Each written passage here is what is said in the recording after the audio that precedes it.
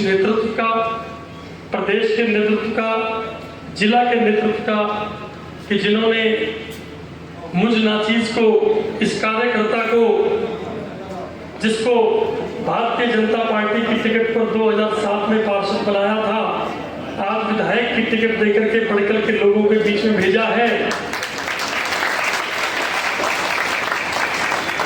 मैंने जिंदगी में काम जब शुरू किया और सीखा तो मैं 7 वोट से चुनाव हारा था। सीमा त्रिखा जी के घर में बैठा था, मेरी बहन के घर। वहां मुझे एक बहन मिली, सरला बिरमानी, बहन जी ने मिलाया। पहली बार वहां से जीत का परचम लहराया। 2007 में बहन जी ने मुझे पार्षद बनाया था और आज बहन जी ही मुझे विधायक बनाएंगे। मेरे लिए तो मेरी माँ भी है और मेरी बहन भी है, बड़ी बहन है। और मैं आपको एक चीज बता देता हूँ, नगर निगम सदन की मीटिंग से पहले या नगर निगम में मैंने यदि किसी पॉलिटिकल महिला के भी पैर छूता था तो केवल अपनी बहन सीमा त्रिखा। कभी भी मेरे साथी पार्टी में मेरे साथ कंधे से कंधा मिला के चले, राजीव जेटली जी, निगम में मेरे साथी बहन सुमन बाला जी, जसवंत सिंह जी, मनोज नासवा जी, संदीप कौर जी, अनीता शर्मा जी, सभी लोग मेरे कंधे से कंधा मिला के चले। हरिंदर जी, आज मेरे से किसी का नाम रह जाए तो मैं माफी चाहूंगा, क्योंकि आज सभी मैंने अपने मौजूद लोगों को, डॉक्टर राकेश गुप्ता जी का, श्री राकेश गुप्ता जी का, महेश बांगर जी का, आदित्य वर्मा जी का, जिन्होंने इस प्रोग्राम का आयोजन किया, इन तीनों आयोजकों के लिए भी आप जोरदार तालियों के साथ एक बार उनका धन्यवाद करेंगे। प्रधानमंत्री जी के हाथ मजबूत करेंगे, मैं सीमा त्रिखा जी के हाथ मजबूत करेंगे। भारतीय जनता पार्टी करता हूँ, विकास के मामले में कहीं भी आपको पीठ नहीं लगी। काम के मामले में आप सेक्टर 9, 10, 11 जहां से मैं पार्षद रहा वहां पूछ लीजिए, जो काम मैंने कर दिया उसको बहुत अच्छे से किया, सब लोगों के मिलजुल के किया। भारत की दुनिया में 11वें नंबर पर अर्थव्यवस्था थी, यानी कि माली हालत भारत की 11वें नंबर की थी। और 10 साल बाद जब गए तब भी 11वें नंबर पर ही छोड़कर गए। लेकिन मोदी के आने के बाद इन 10 सालों में भारत की जो माली हालत है वो 11वें नंबर से 5वें नंबर की हो गई और तीसरे पे जाने वाली है। और किस किस को पीछे छोड़ा है? जिन्होंने हम पे राज किया। इंग्लैंड है, राजनीति है, ऐसे 6 देशों को पीछे छोड़ा है। और जब तीसरे पे जाने वाला है 2 साल में, तो तब जर्मनी और जापान भी भारत पीछे छोड़ते हुए अमेरिका, चीन और भारत ये दुनिया की 3 सबसे बड़ी अर्थव्यवस्था। मित्रों में क्या क्या हुआ है, मैं बहुत लंबा कहानी हो जाएगी। और ये क्यों हुआ है? क्योंकि 10 सालों में हर चीज दुगनी हुई है तेज गति के साथ। मेरे पास आंकड़े हैं लेकिन नहीं बोलूंगा।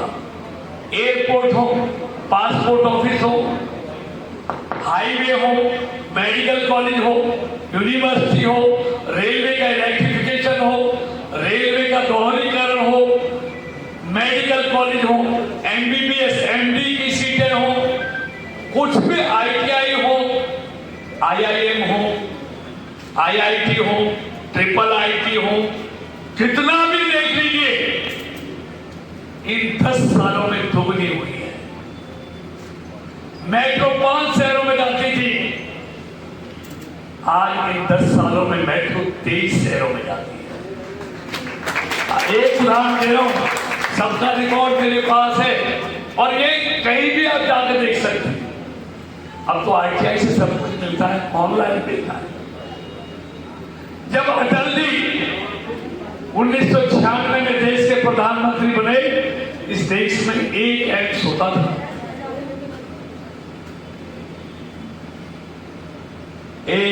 सिर्फ एक एम्स 60 साल में। अटल जी ने 5 बनाए 7 साल में।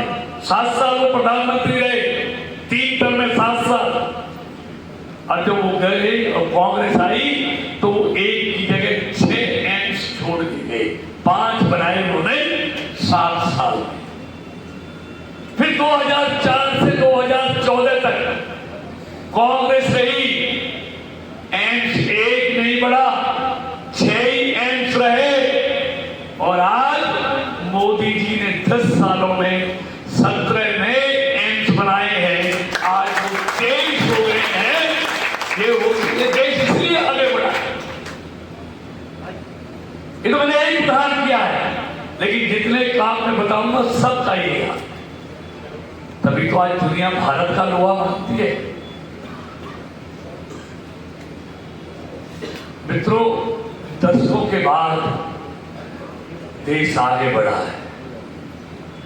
जब कोरोना में पूरी दुनिया की अर्थव्यवस्था पटरी से उतर गई, अकेला हिंदुस्तान था।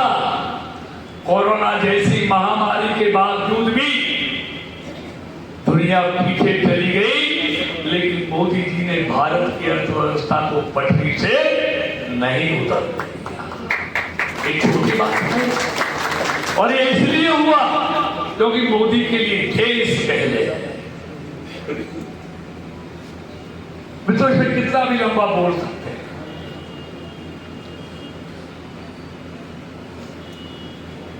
सीमा जी से पहले भी 25 साल इस क्षेत्र में जो आज सामने हैं, उनके पिताजी रहे, मंत्री भी रहे, विधायक भी रहे, 5 बार रहे, नगर निगम भी उनके पास, हरियाणा सरकार भी उनके पास, केंद्र की सरकार भी उनके पास।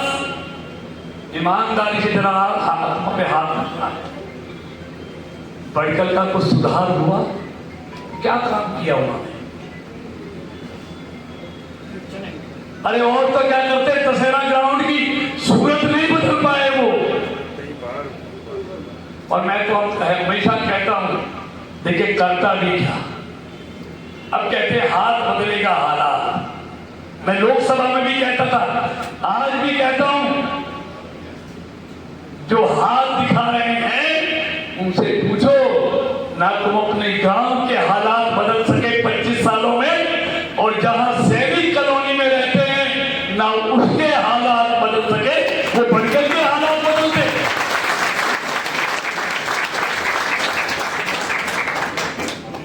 ये मेरे कहने से मत कहना, ईमानदारी से सुनिए। 2004 से लेकर 14 तक 10 साल मंत्री भी रहे, 5 साल एमएलए भी रहे। मैं पिछले कार्यकाल छोड़ दो, सैनिक कॉलोनी की सड़कें देखी थी आपने? आज देख रहे सैनिक कॉलोनी की सड़कें 23 करोड़ 24 करोड़ की लागत से सारी सीमेंट है। एक इसलिए हुआ कि आपने एक नेता नहीं, सीमा जैसी बहन एक कार्यकर्ता को यहां तक नुमाइंदा बनाया। इसलिए वो नेता है, ये कार्यकर्ता, ये वर्कर की पार्टी। भारतीय जनता पार्टी के ही परिवार के सदस्य धनेश हथलखा जी के कंधों पर भटकल की जिम्मेवारी दी गई। मैं धनेश जी को कुछ भी नहीं बोलने के लिए आई, उनको तो सिर्फ मुझे शुभकामनाएं देनी है। बधाई मैं उनको दूंगी या नहीं दूंगी, ये आपका पसीना तय करेगा। मैं आज सिर्फ उनको शुभकामनाएं दे रही हूँ, और बधाई दूंगी या नहीं दूंगी, ये आपका परिश्रम, आपका पसीना तय करेगा। जहां ये कार्यक्रम हो रहा है, इस मंडल में इसी सरकार के 3 पार्षद देने का काम आप लोगों ने किया या नहीं किया? लगाया दम? तो आज उन तीनों पार्षदों की भी, और खास तौर से मैं कहूंगी कि हमारी मेयर जो 40 वार्ड पे थी, जिम्मेवारी हम सबकी बढ़ जाती है कि हम सबकी शान जो है, जिसके लिए बटकल पहचाना जाता है, वो शान गिरनी नहीं चाहिए। करेंगे हम सब? करेंगे या नहीं करेंगे? एक चीज और आगे बढ़ाती हूँ। मेरा सारा दिन काम किया है, मैं आपको बता सकती हूँ कि किस व्यक्ति ने क्या सोशल मीडिया की पोस्ट पर लाइन लिखी है। मैं आपको हर एक का बता, मैं सारा दिन यही काम करती रहती हूँ शुरू से, कि मुझे पता होता है कौन कहाँ क्या लिख रहा है।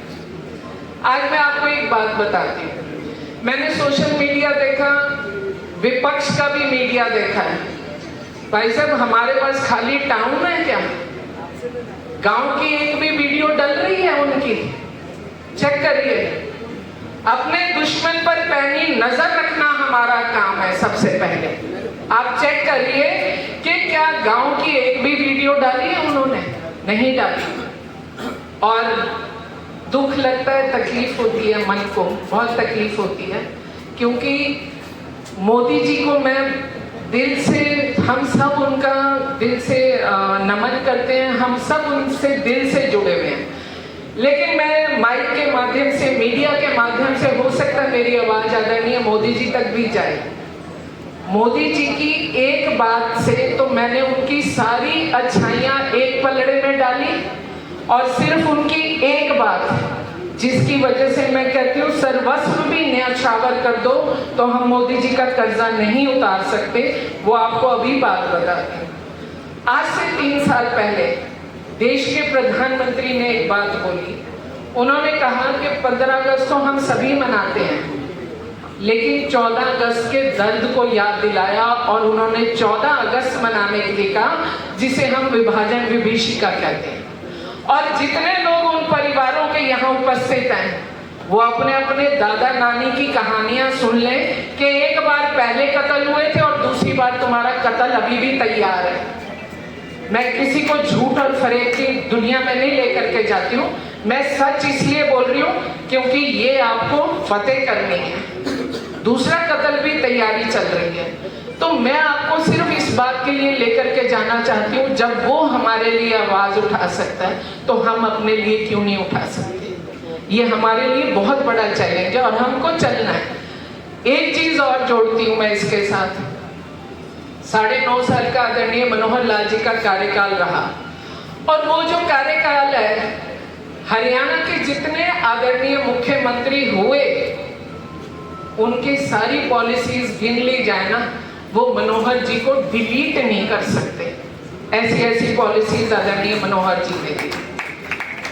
और आपके बीच में बोल रही हूँ, जब मैं काउंसलर बनी तो मुझे त्रिखा साहब ने एक ही बात बोली कि प्रशासन क्या करता है, तेरे को बहकाएगा कि वो मेयर ने ये बोल दिया, एमएलए ने ये बोल दिया, तो तूने उनकी बातों में नहीं आना है। प्रशासन को रेफरी नहीं बनने देना कभी भी। जो तेरे को बोल रहा है मुंह पे बोले, मुंह पे सवाल, मुंह पे जवाब। मैं कभी प्रशासन की बातों में नहीं आई।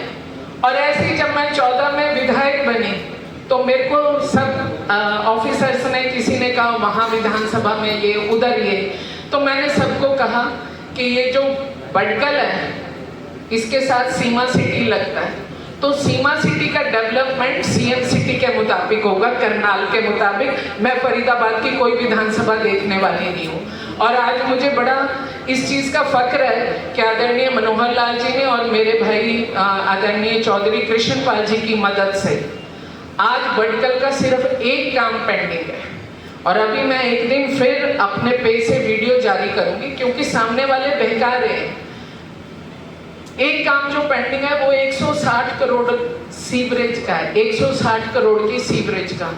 वो टेक्निकली फिट है काम, लेकिन क्या था, 4 लोगों ने टेंडर डाला, 4 बार वो कैंसिल हुआ, 5वीं बार 4 लोगों का टेंडर आया। जो चौथा नंबर का टेंडर डालने वाला था उसने गलत तरीके से डाला, तो वो पूरा का पूरा रद्द किया गया और नया टेंडर डलना था। और 31 तारीख को आदरणीय नायब सिंह सैनी जी ने उसका उद्घाटन करना था, पर क्योंकि कोड ऑफ कंडक्ट पहले लग गया, इस वजह से वो पेंडिंग है। अभी रीटेंडर होगा कोड ऑफ कंडक्ट हटने के बाद में। ये आपको पता होना चाहिए कि मेहनत कहाँ कहाँ इस इलाके के लोगों का पसीना बहा है, कहाँ कहाँ कृष्णपाल जी आपके साथ आकर के खड़े हुए। आप लोगों को इस चीज को ध्यान रखना पड़ेगा। और अंत में, क्योंकि मैं भी समय ज्यादा ना लूं, अंत में मैं सिर्फ एक चीज जानती हूँ, हमेशा बोलती हूँ कि मेरे खून के अंदर ना तो गद्दारी है, ना एहसान फरामोशी है, और ना मैं कृतघ्न हूँ। जब मैं ये बोलती हूँ तो आपकी भी कृतघ्न नहीं है, बिल्कुल भी नहीं हूँ। कभी आवाज ले लेना। एडवोकेट अश्विनी त्रिखा की धर्मपत्नी हूँ और भारतीय जनता पार्टी की सदस्य हूँ।